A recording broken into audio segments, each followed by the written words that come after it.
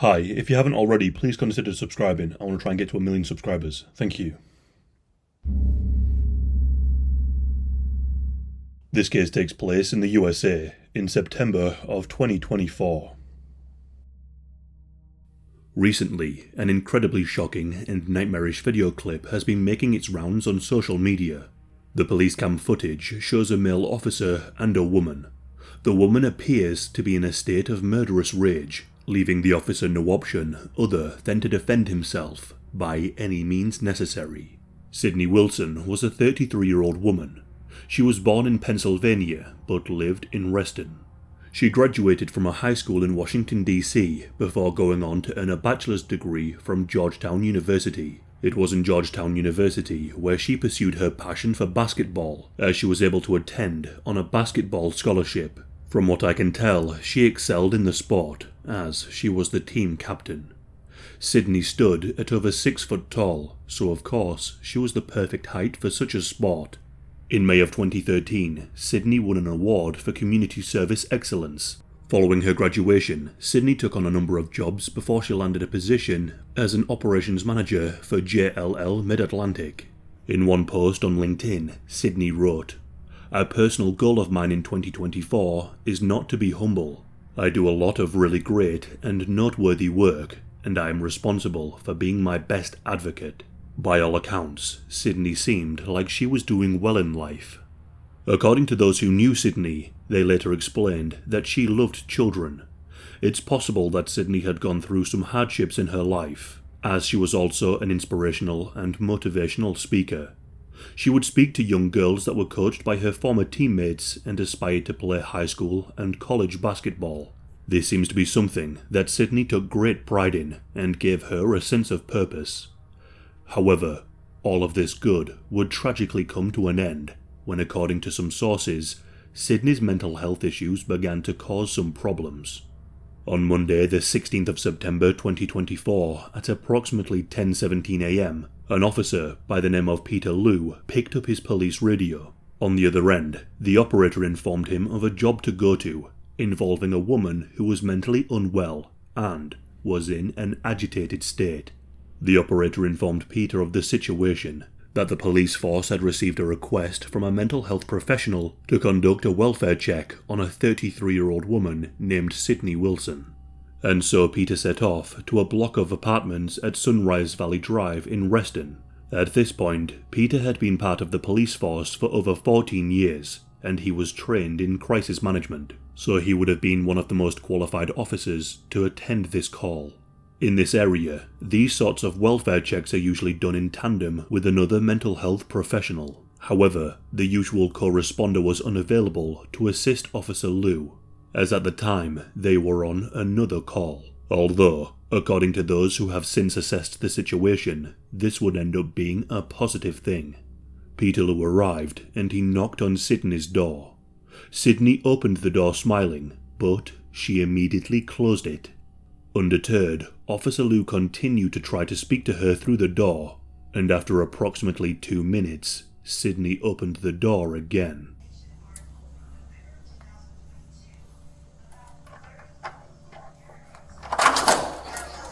Hi man, I'm Officer Liu. How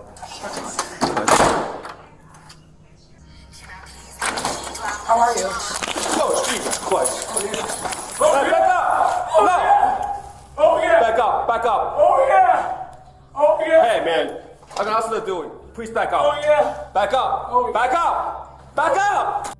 As Sydney opened the door, she said, "How are you?" before quickly using the knife to slash the officer. At this point, Sydney lunges towards the officer, who backs away saying, "Jesus Christ." The officer pleads with Sydney, telling her to back up. Upon raising his weapon, Sydney does back up, but only for a moment. Shortly after, she refuses and continues to walk towards Officer Liu. Holding the knife above her head in a threatening manner, Sydney continues to walk towards Officer Liu in a way that looks right out of a cliché horror movie. Sydney then slashes the officer again as he screams back up. The officer was able to retreat after shooting Sydney twice. However, she still continued to attack him in an incredibly violent manner. In that moment, Officer Liu decided to shoot again. Sydney was shot a total of 3 times before she collapsed to the floor. Officer Liu then grabbed his radio to call in for assistance, but as he did this, blood began to pour from his wounds. In just a few moments, his entire police radio is completely covered in his own blood. After calling for backup, Officer Liu then approached Sydney. Blood can be seen on the footage just pouring from him.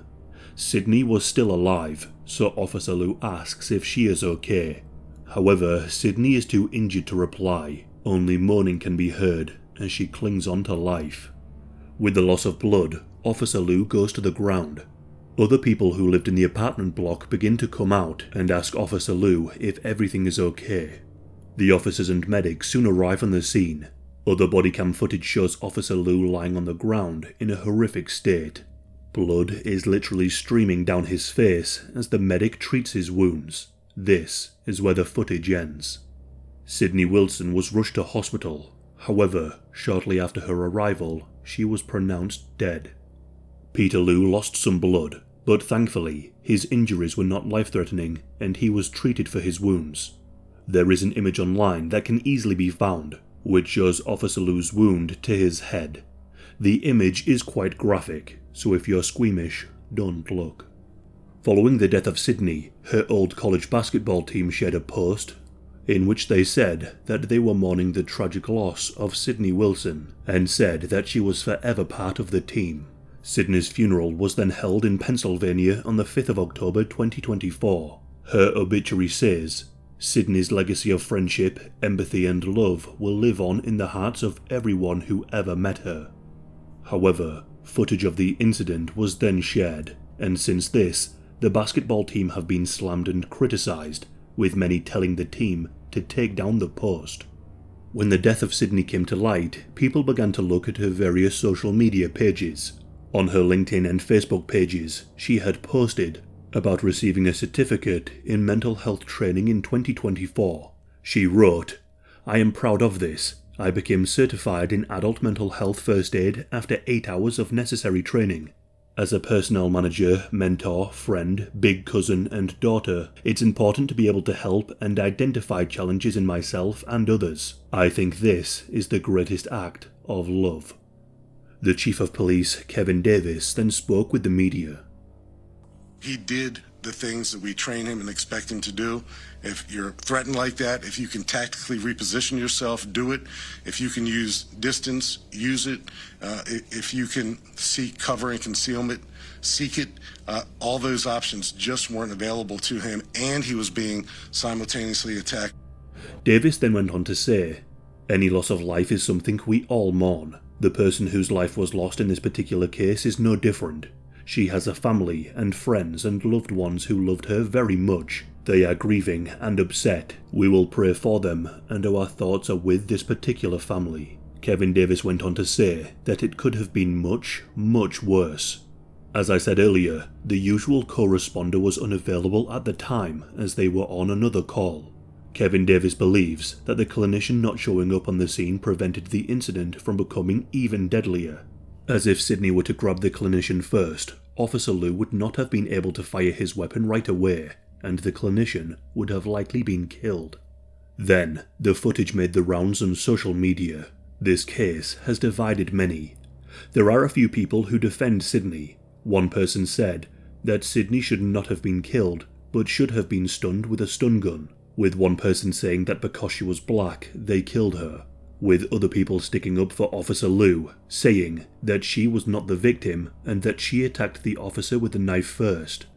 The police have since come forward and said that Officer Liu has been placed on restricted duty status, pending the outcome of an investigation looking into the incident. As far as I can tell, this is standard procedure and doesn't indicate that he is in any trouble. Now, some people have attempted to paint this as a racial police killing, stating that Sydney should have been tased and not shot, and that she was only shot because of the colour of her skin. However, there are other instances of such cases happening where the one killed was white. Leah Baker is a case that springs to mind. Leah did the same thing. She was mentally ill and she charged an officer with a knife. She was dealt with in the same manner. arguably even more brutally, as by the end of the encounter with the police, Leah's intestines were hanging out and a police dog was ripping into her skin. She too later died from her injuries. To draw such a conclusion so early on into the investigation does nobody any good and only inflames tensions. The purpose of this video is to give some background to the people involved in this now viral clip. From looking at Sydney's background, it seems that she really wasn't in the right state of mind and was clearly having an intense breakdown. It's understandable that people are angry because a human being was killed, and they perhaps naively believe that they would react differently in that situation, and that they would somehow find a way to disarm Sydney without killing her. But it's important to remember that tasers don't always work. She put the life of an officer in danger, and she was very close to killing him. The case of Sydney Wilson has really seemed to divide people on what the appropriate response should have been. I can imagine that the comment section on this video will be filled with such debate.